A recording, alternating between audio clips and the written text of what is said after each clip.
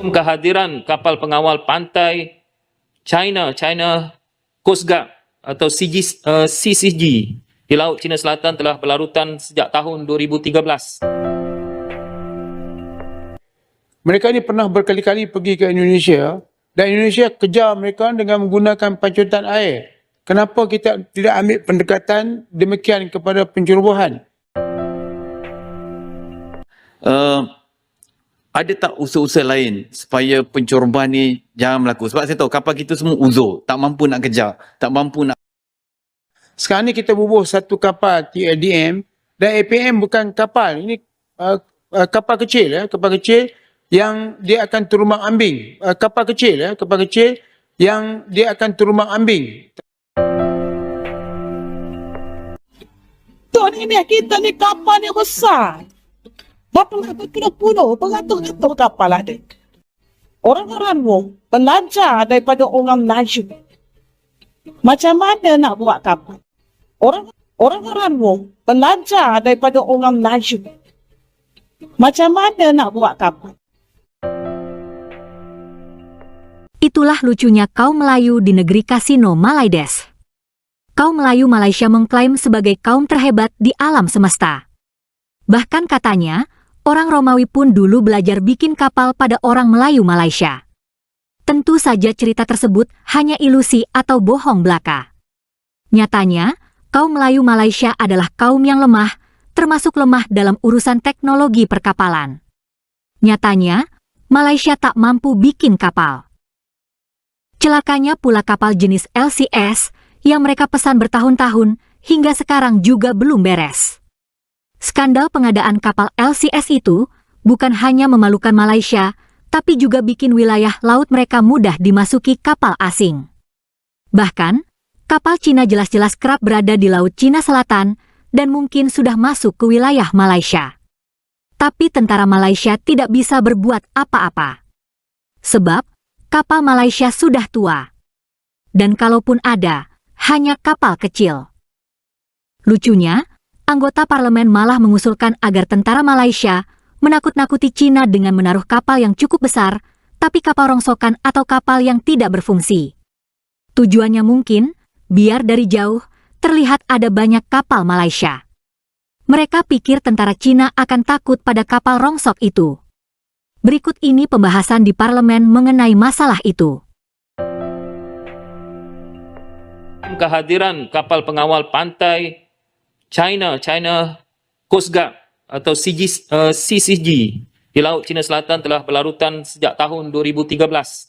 Sehubungan dengan itu, Angkatan Tentera Malaysia telah ditugaskan untuk melaksanakan operasi maritim secara berterusan 24 jam sehari, 7 hari seminggu bagi memantau pergerakan kapal pengawal pantai China serta vessel nelayan asing daripada China. Dan operasi ini turut disokong oleh Agensi Penguatkuasaan Maritim Malaysia. Pada masa yang sama, pendekatan diplomasi pertahanan kekal menjadi keutamaan Kementerian Pertahanan dalam mendepani cabaran Laut Cina Selatan. Sikit saya habis.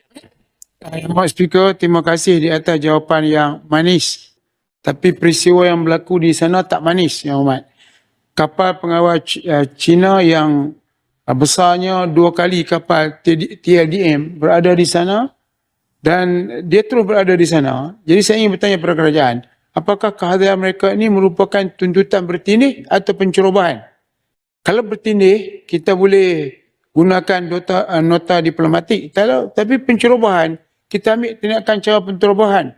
Dalam arena antarabangsa, kalau pencerobohan berlaku, dia tak boleh menggunakan senjata. Dia boleh menggunakan pancutan air. Mereka ni pernah berkali-kali pergi ke Indonesia dan Indonesia kejar mereka dengan menggunakan pancutan air. Kenapa kita tidak ambil pendekatan demikian kepada pencerobohan? Nombor 1. Nombor 2, Yang Muhammad sedia maklum, laporan telah kita terima bahawa nelayan-nelayan kita daripada Bintulu yang pergi ke sana dihalau balik. Dia ini bukan kawasan Malaysia. Jadi apakah tindakan kerajaan tentang perkara ini? Oleh kerana ini pencerobohan, apakah kerajaan ingin bertindak dengan lebih tegas, iaitu dengan menggunakan pancutan air supaya mereka tidak berada di sana? Mereka hadir pada 2013, Yang Muhammad, di zaman moden. Nak tuntut apa? Mereka datang dulu cuma nak bagi tahu Di sana ada sebuah kapal zaman dahulu, kapal Cheng Ho, tenggelam di situ, mereka nak ambil kapal. Takkan sampai 12 tahun nak ambil kapal sampai sekarang tak jumpa, sebagai contoh. Dan kita dapat maklumat ni bukan daripada tentera, kita dapat maklumat daripada seorang penyelam Australia yang maklumkan kehadiran kapal. Barulah tindakan diambil seperti yang berlaku sejak 2013. 2013, saya menteri yang menjaga MKN masa itu. Jadi saya ingin bertanya, apakah tindakan yang diambil oleh pihak kerajaan, iaitu menganggap bahawa mereka ini penceroboh.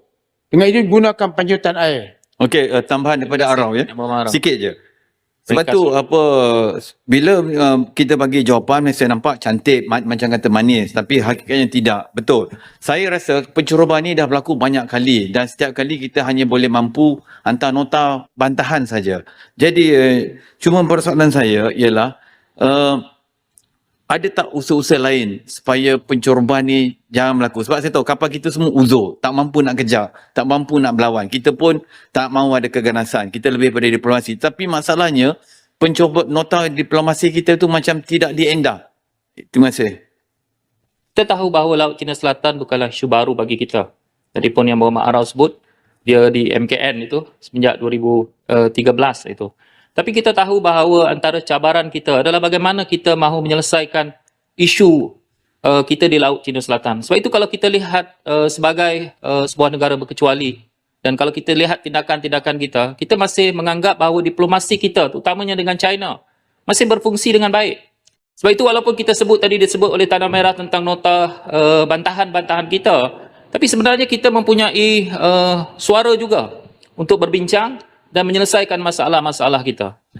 Di samping kita melihat diplomasi sebagai satu usaha, tapi kita harus ingat juga, antara perkara penting kita ke hadapan adalah mengupayakan pertahanan maritim kita. Sebab itu kalau kita lihat di awal itulah tentang LCS.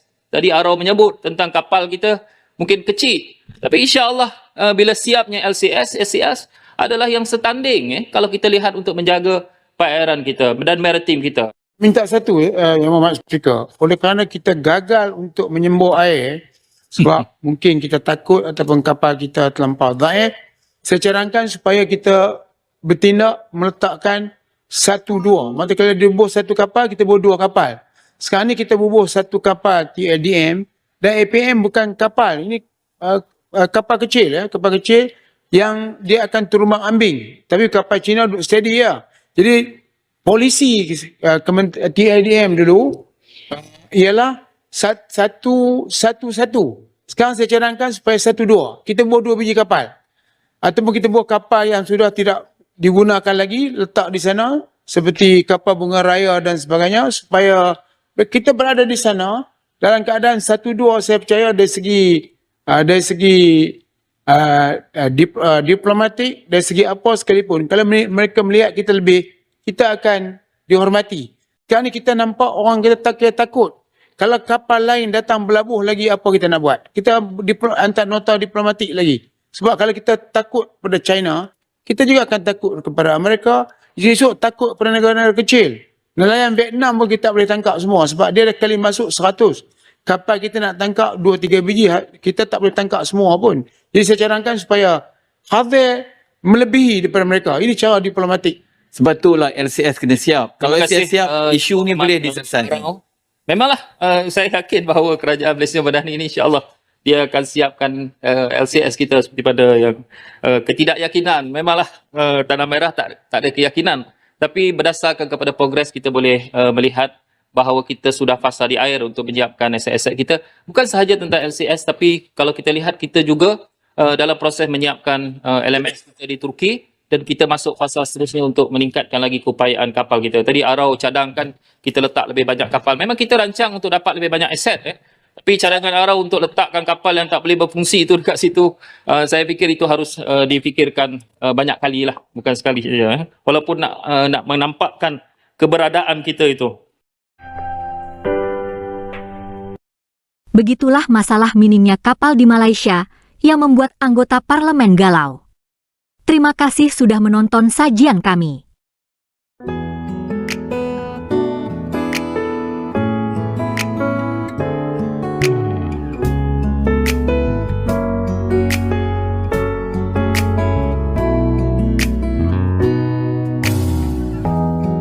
햇살이 너무 좋았어